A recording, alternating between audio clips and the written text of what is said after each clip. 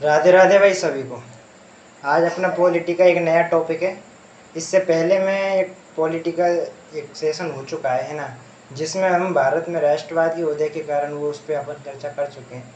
अब जब राष्ट्रवाद का उदय हो चुका है तो संविधान सभा की बारी है। अब इस टॉपिक को आप ध्यान से समझिएगा, है ना। देखो, जब भारत देश में अंग्रेज भारत को छोड़कर जाने वाले थे तो अंग्रेज़ों ने भारतीय लोगों से पूछा कि भाई जब हम चले जाएंगे तो इस देश को कैसे चलाओगे तुम।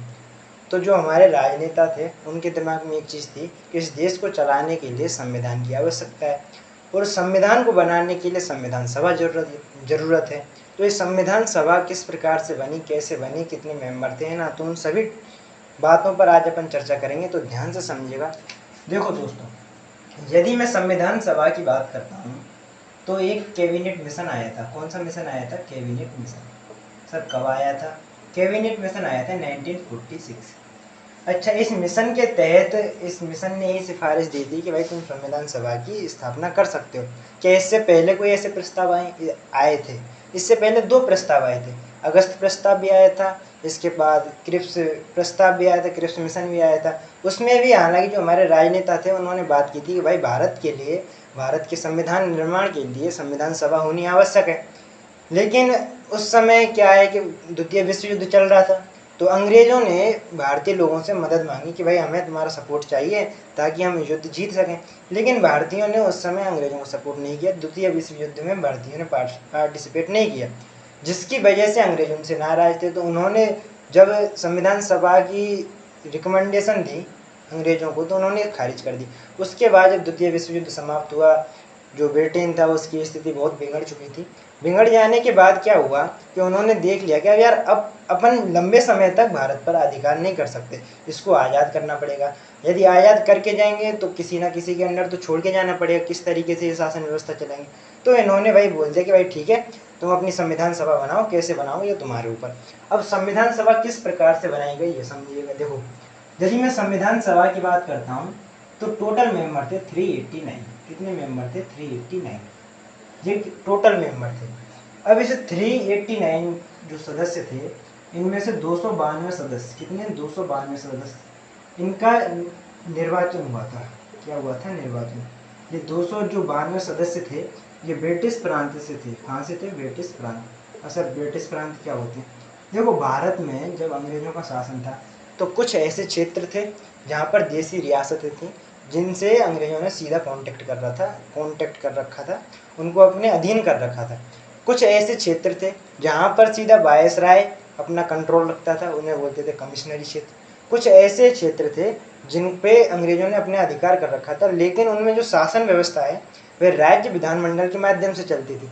अब यदि मैं ये ब्रिटिश प्रांत की जो बात करता हूँ, ये वही है जहाँ पर राज्य विधानमंडलों के माध्यम से अंग्रेज लोग हैं वो यहाँ पर शासन करते थे। बात आई आपके समझ में?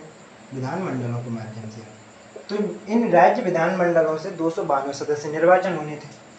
4 सदस्य कमिश्नरी एरिया, है ना, कमिश्नरी क्षेत्र, यानी कि ऐसे क्षेत्र जिन पर सीधा वायसराय का कंट्रोल रहता था। आज यदि हम देखते हैं ना तो बहुत सारे केंद्र शासित प्रदेश हैं, अपने 8 केंद्र शासित प्रदेश हैं, तो जिन पर केंद्र सरकार का सीधा नियंत्रण रहता है। उसी प्रकार उस समय भारत में 4 के वो कमिश्नरी क्षेत्र थे, है ना, इनमें भी चुनाव होने थे। अच्छा, 93 जो सदस्य थे, है ना, ये देसी रियासतों से आने थे। इनसे आने थे देसी रियासत। देसी रियासतों में मतलब राजा किसी को भी, राजा की इच्छा है कि भाई यार ठीक है, तू जा संविधान सभा में जाके हमारा वो रख, है ना, अपना हमारा पॉइंट रख, हम क्या कहना चाहें, ठीक है। तो इनका तो होना था मनोनयन, ये तो मनोनीत होके आने थे सब, है ना। अब 392 ये और 4 ये, यानी कि 296 इन सदस्यों का होना था निर्वाचन, इन सदस्यों का होना था चुनाव। चुनाव हुए साहब, है ना, कि जुलाई, कब हुए चुनाव? जुलाई 1946। जुलाई 1946 में चुनाव हुए। इस चुनाव में 208 सीट इंडियन नेशनल कांग्रेस, उस समय कांग्रेस बड़ी पार्टी थी, तो 208 सीट कांग्रेस को प्राप्त हुई। 73 सीट मुस्लिम लीग को प्राप्त हुई, है ना। बात है समझ में। और जो बची कुछ जो 15 सीटें हैं जो वहाँ के क्षेत्रीय दल थे उनको मिली थी। 2 बड़ी पार्टी थी उस समय, एक तो थी इंडियन नेशनल कांग्रेस जिसे हम कांग्रेस कहते हैं, और एक है मुस्लिम लीग, उसको 73 सीट मिली थी, है ना। अब देखो, कोई भी असेंबली होती है उसमें प्रस्ताव पारित करने के लिए जरूरी है कि साधारण बहुमत बोले तो 50% प्लस 1 यानी 50% से ज़्यादा मेजोरिटी होनी चाहिए, तभी आप किसी भी प्रस्ताव को आसानी से पास करा सकते हो। अब यदि मैं ये देखूं कि भाई इसका 50% से अधिक कितना होगा, 1 9 और कितना हो गया 6 5 है ना 195, यानी कि यदि आपके पास इतने सदस्य हैं ना तो आप आसानी से प्रस्ताव पास करा सकते हो। कांग्रेस के पास कितने थे 208, यानी कि ये अपने प्रस्ताव को, ये अपने विचारों को, ये अपनी बातों को आसानी से उस संविधान सभा में पास करा सकते थे। लेकिन मुस्लिम लीग वाले नहीं करा सकते थे, दोनों की विचारधारा अलग थी, ये तो मुस्लिमों के हितों की बात करते थे। तो उन्होंने बोला कि यार यदि ऐसे चला, हमको तो प्रतिनिधित्व ढंग से नहीं मिला, हमारा तो बात संविधान सभा में रख ही नहीं पाएंगे, ऐसे तो हमारा काम चल ही नहीं पाएगा, तो फिर क्या करें यार, हम इसका बहिष्कार करते हैं, हमें ऐसी कोई भी चीज़ नहीं मानते भाई, संविधान सभा ऐसा कुछ नहीं है ना।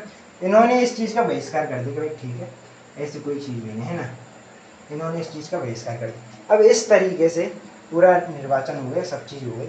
अब बात आती है भाई पहली बैठक हुई है ना, क्या पहली बैठक हुई कब हुई सर? 9 दिसंबर 1946 है ना, 9 दिसंबर 1946 को प्रथम बैठक होती है।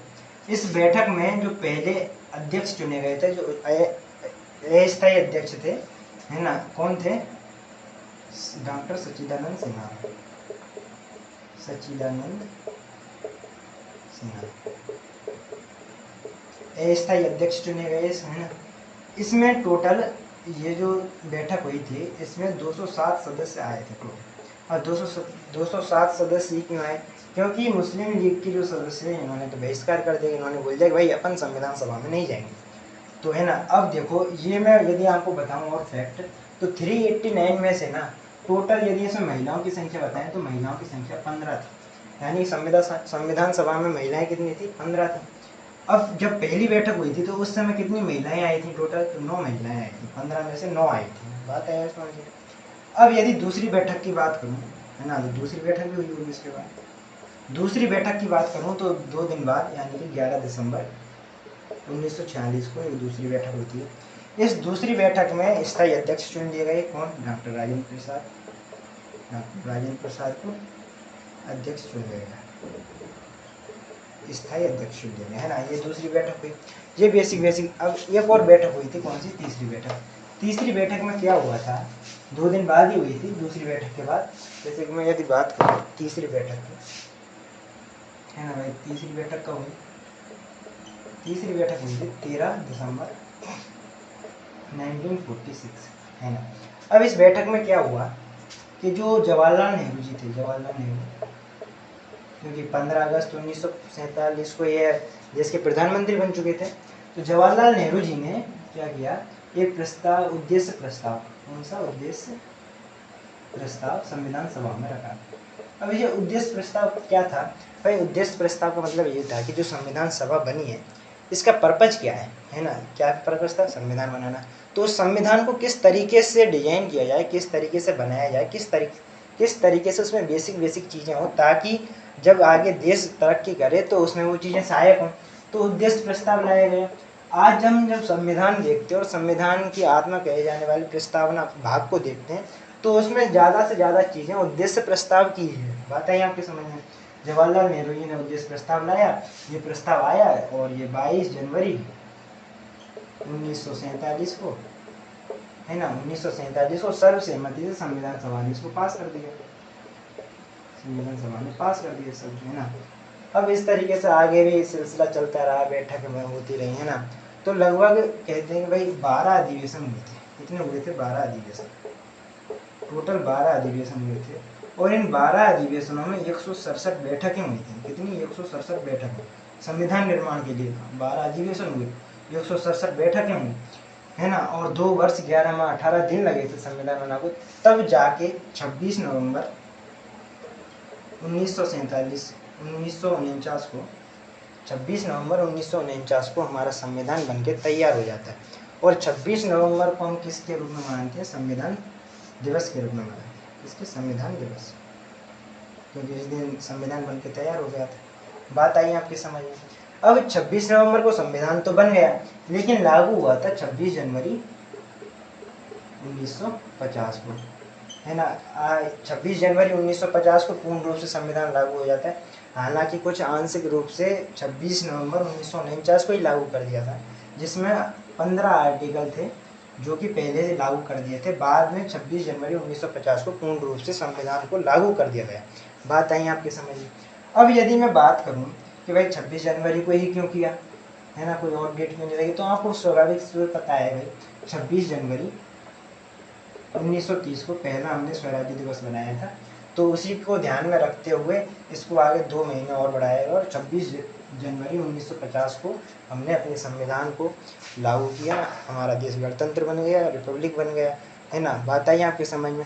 तो आई थिंक मेरा एक छोटा सा प्रयास था आपको ये संविधान सभा समझाने का कि इस तरीके से चीज़ें चली, इस तरीके से हमारा संविधान बना।